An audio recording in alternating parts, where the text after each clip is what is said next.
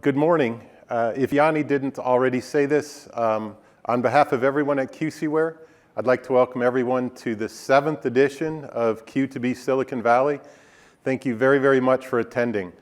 You're all wanting me to immediately get off the stage so that you can hear Scott Aronson speak, and I completely understand that. So I'm going to keep my remarks very, very brief, but there are just 2 or 3 things that I want to say, in particular for people who have never been at the conference. So first of all, I want to talk about the Q2B mission. When we set up this conference series in 2017, we wanted to help to answer the question that was on everyone's mind, which is, what are these quantum computers good for? What problems can they solve?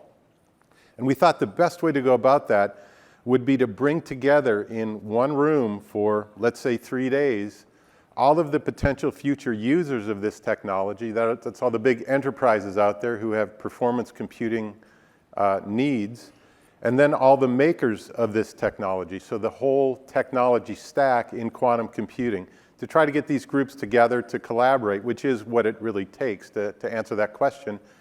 And it's worked really remarkably well. In 2017, we started, the first conference was around 250 people in one location.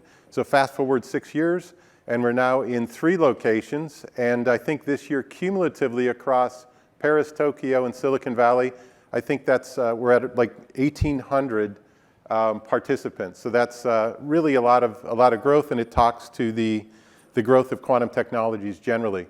The second thing I want to talk about is the quantum computing community, or excuse me, the Q2B community. First off, I want to talk about culture. It's kind of unusual for a conference series to focus on culture, but we actually do that. We think it's really important. In particular, we're in this really interesting phase of the development of this technology, quantum technologies, and that we're pre-competitive. And because of that, we don't have a lot of parties that are kind of at each other's throats and ruthlessly competing for some market share right now. We're kind of in a period where we understand that anyone's success in this community is going to raise the level of water, and all boats are going to kind of raise with that. And we really want to preserve that going forward. So the whole idea here is for you just to relax, to do a lot of networking, a lot of talking with people from different domains, and just to have like a really good experience here, because we want to keep this vibe going, this culture going for a long time. The other thing about the Q2B community is that it's growing horizontally. Back in 2017, if you looked at the composition of the talks and the audience, most of it was around quantum computing. And that was logical, because at that point, that's where a lot of the private sector and public sector funding was going to. It's where a lot of the research was concentrated on. But what's happened is that now quantum sensing, quantum communications, quantum networking, quantum-based security, all of those kind of subfields or disciplines are really emerging. And you'll see that reflected in the speaker roster that we have and the content of the talks. And I think all of you are in a really, really interesting spot here, because you've kind of got front row seats on the development of this technology. And I think all of us can imagine a day in the future, perhaps far in the future, but where all of these technologies are integrated together in a single system, a system that has compute, storage, networking, security, comms, all bundled together. That is kind of the future, and I think all of us today and for the next couple of days are going to get an update on the elements of that system. So that's really interesting. The final thing I want to say before you throw me off the stage is the most important thing.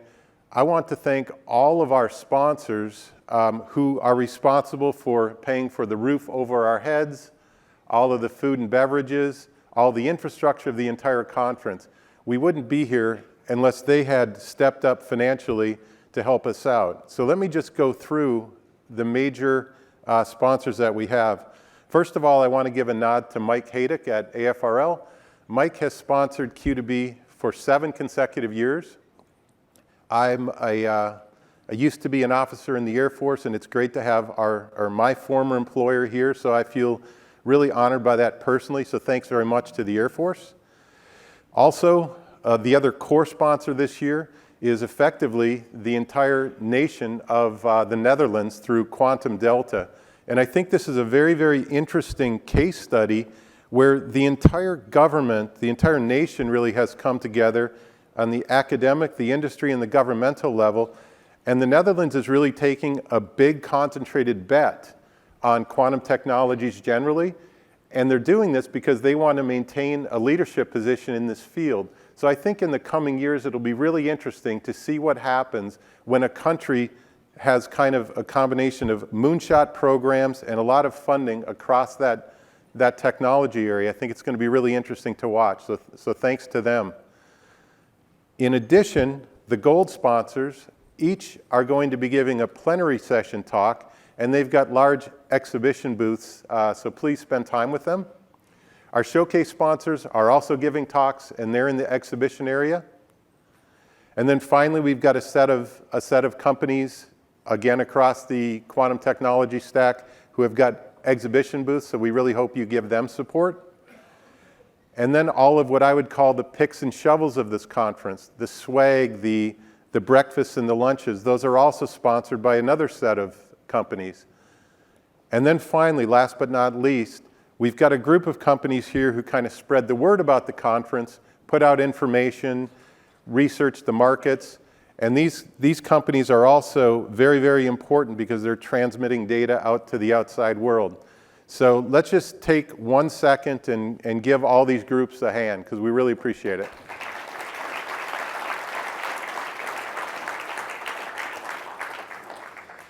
And then finally, before I clear off stage, just a reminder, Q2B is continuing to grow, and next year is going to be exciting. So keep in mind, we'll be in Paris from March 7th to 8th, Tokyo July 24th to the 25th, and Silicon Valley just a couple of days later than usual next year. That's December 10th through the 12th. So again, thank you very much, and looking forward to talking to all of you over the next couple of days. Thanks a lot.